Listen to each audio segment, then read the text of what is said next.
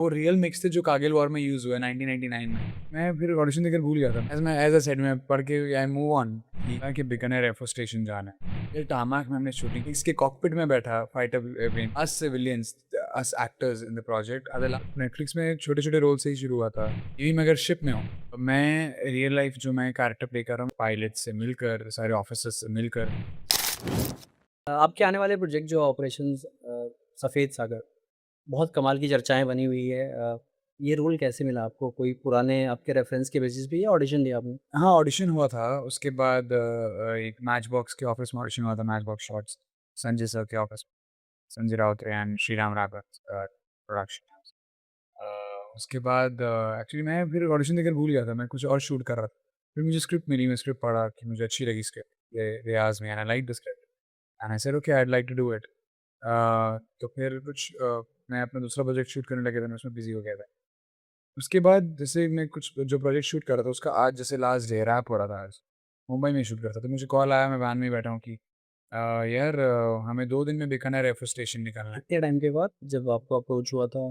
काफ़ी टाइम मतलब 1 महीना का होगा। 1 महीने? मैं तो भूल भी गया था कि मेरे कुछ बात हुई है, मैंने स्क्रिप्ट पढ़ी हुई है। कि एज़ आई सेड मैं पढ़ के आई मूव ऑन कि बस जैसे मैंने बोला कि हो, नहीं हो तो कोई बात नहीं। कॉल आया कि बीकानेर एयरफोर्स स्टेशन जाना है। मैं बोला अरे! अच्छा 2 दिन में? तो ऐसे ये शूट खत्म हो रहा और दूसरे दिन फ्लाइट थी वैसा था। तो ज़्यादा प्रेप का टाइम ही नहीं मिला। मैं लिटरली 2 दिन पहले लॉक हुआ हूँ इस प्रोजेक्ट के लिए। तो ये था कि बट अलग ही एक्सपीरियंस है, मैं क्या बताऊँ ऐसा एक्सपीरियंस हर एक्टर को या हर ह्यूमन बीइंग को अगर मिल जाए ना तो it's a life changing experience for them to go in an air force station as a civilian.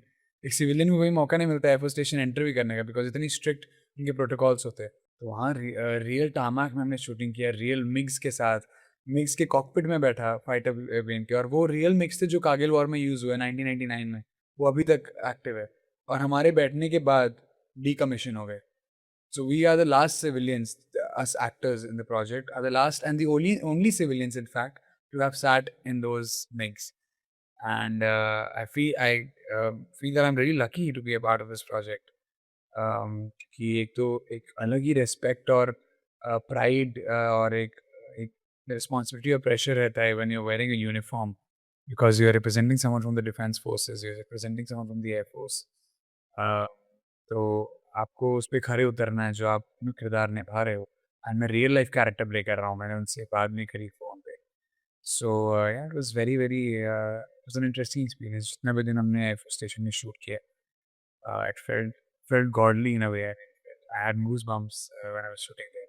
Netflix पे ये सेकंड प्रोजेक्ट है आपकी या और भी कुछ किया फिर नेटफ्लिक्स नेटफ्लिक्स पे? में 8वाँ या 9वाँ प्रोजेक्ट है। कहीं ऐसे तो नेटफ्लिक्स ही रेकमेंड करते हैं मेकर्स को। हो सकता है, अंदर की बात मुझे नहीं पता। तो यार नेटफ्लिक्स में छोटे-छोटे रोल से ही शुरू हुआ था। तो वहाँ काफ़ी प्रोजेक्ट्स किए हैं। ताजमहल 1989, फील्स लाइक इश्क, अ, याद भी नहीं आ रहा।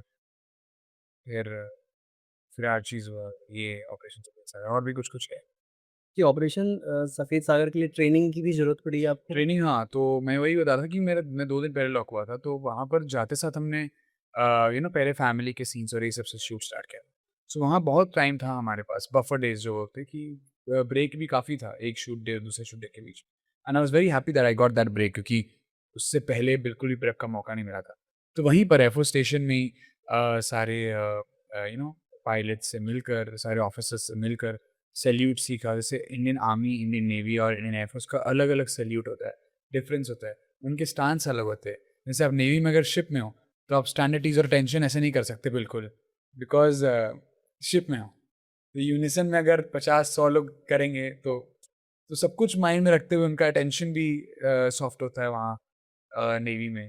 तो एयरफोर्स में अलग वॉक होती है, थोड़ा लेग्स को स्ट्रेट रख के मैं आपको ऐसे अभी बैठकर एक्सप्लेन नहीं कर पाऊँगा बट तीनों काफ़ी डिफरेंस, तो वो डिफरेंस सीखना बहुत ज़रूरी था। अम, उसके बाद how you keep your body posture, अगर आप किसी सीनियर रैंक के ऑफिसर के साथ खड़े तो आपको कैसे बात करनी है, क्या किस बॉडी पोस्चर पे रहना है। अगर अपने फ्रेंड्स के साथ हो तो आप रिलैक्स रह सकते हो।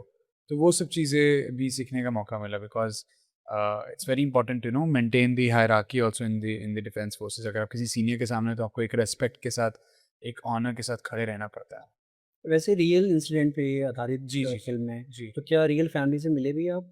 मैं रियल लाइफ़ जो मैं कैरेक्टर प्ले कर रहा हूँ, मैंने उनसे बात करी फ़ोन पे, मैं मिल नहीं पाया क्योंकि उनको मौका नहीं मिला था आने का एयर स्टेशन पे, he was also busy somewhere. But बहुत लोगों से मिला जो उस कारगिल वॉर के का अहम हिस्सा थे और जब नेटफ्लिक्स का अनाउंसमेंट हुआ था इवेंट, वहाँ पर धनोआ सर और सब कोई थे and everyone was there from the families